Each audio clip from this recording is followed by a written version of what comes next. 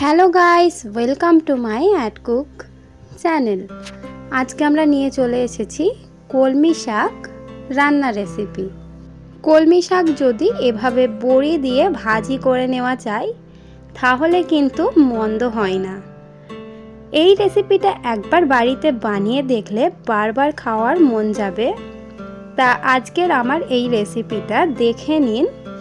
খুবই সহজ and simple recipe, দেখে নেওয়া যাক। এখানে আমি কড়াইতে নিয়ে নিলাম পর্যাপ্ত পরিমাণে সর্ষের তেল। তেলটা গরম হয়ে আসলে এখানে আমরা বড়িগুলো ভেজে নেব। এখানে প্রায় আমি অনেকটাই বড়ি নিয়ে নিয়েছি, আপনারা চাইলে কম বেশি করে নিতে পারেন। বড়িটাকে এবার ভালোভাবে কড়া করে ভেজে নেব যতক্ষণ না পর্যন্ত বড়ির মধ্যে একটা সুন্দর কালার চলে আসছে। দেখুন এখানে বড়ির মধ্যে খুবই একটা সুন্দর কালার চলে এসেছে। এবার এগুলোকে আমি যে কোনো একটা পাত্রের মধ্যে তুলে নেব।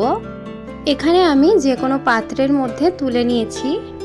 এবার এই কড়াইয়ের তেলের মধ্যে দিয়ে দিচ্ছি একটা বড় সাইজের কুচিয়ে নেওয়া পেঁয়াজ।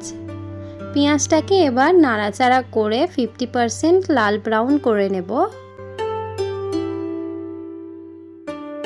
দেখুন এখানে আমাদের পেঁয়াজটা কিন্তু ব্রাউন হয়ে এসেছে। এই পর্যায়ে আমি দিয়ে দিচ্ছি 5 থেকে 6টা কোয়া রসুনের থিতো করে নেওয়া 5 থেকে 6টা রসুনের কুচি দিয়ে দিলাম।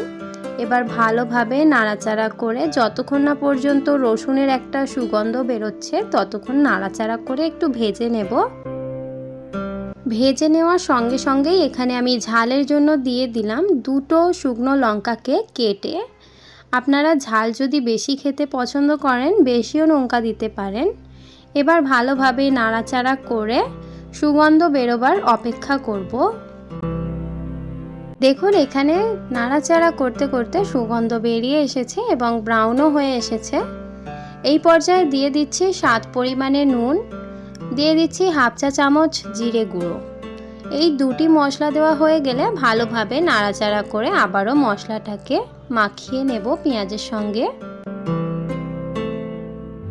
নাড়াচাড়া করতে করতে যখন দেখবেন পেঁয়াজটা অনেকটাই গলে এসেছে এবং কমে এসেছে সেই পর্যায়ে দিয়ে দিচ্ছি কুচিয়ে রাখা কলমি শাকগুলো খুব ভালোভাবে ধুয়ে নেবেন, না হলে কিন্তু কাদা থাকলে খাওয়ার সময় খেতে ভালো লাগবে না। আমি এখানে প্রথমে কম করে কলমি শাক দিলাম যাতে আমাদের এই কলমি শাকটা নাড়াচাড়া করার জন্য কোনো অসুবিধা না হয়।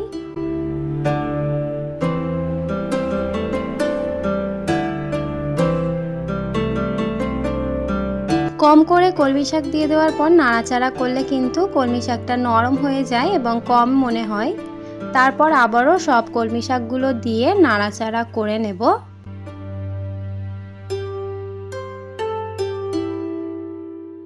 নাড়াচাড়া করে যখন কলমি শাকটা কম হয়ে আসবে তখন দিয়ে দেব আমরা বড়ি। ভেজে রাখা যেই বড়িগুলো ছিল সেগুলো আমরা কলমি শাকের মধ্যে অ্যাড করে দেব। এবার ভালোভাবে আবারও নাড়াচাড়া করে কলমি শাকটাকে ভেজে নেব।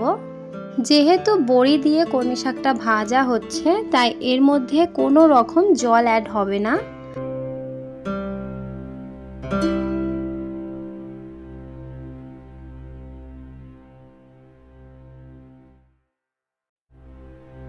কলমি শাকটা দেখুন 15 মিনিট নাড়াচাড়া করে নেওয়ার পর পুরোপুরি রেডি। কলমি শাকটা আমাদের পুরোপুরি রেডি হয়ে গেছে সার্ভ করার জন্য। দেখুন কতটা সুন্দর সবুজ রয়েই কিন্তু কলমি শাকটা ভেজে নিয়েছি। এবার আমরা এই কলমি শাকটাকে সার্ভ করে নেব। যদি আপনাদের এই ভিডিওটা ভালো লেগে থাকে তাহলে অবশ্যই লাইক, শেয়ার এন্ড সাবস্ক্রাইব করে দেবেন। যদি আমার চ্যানেলে আপনি নতুন হয়ে থাকেন অবশ্যই চ্যানেলটিকে সাবস্ক্রাইব করে পাশে থাকবেন। দেখা হবে নেক্সট ভিডিওতে। আজকের এই ভিডিওটা দেখার জন্য অনেক অনেক ধন্যবাদ।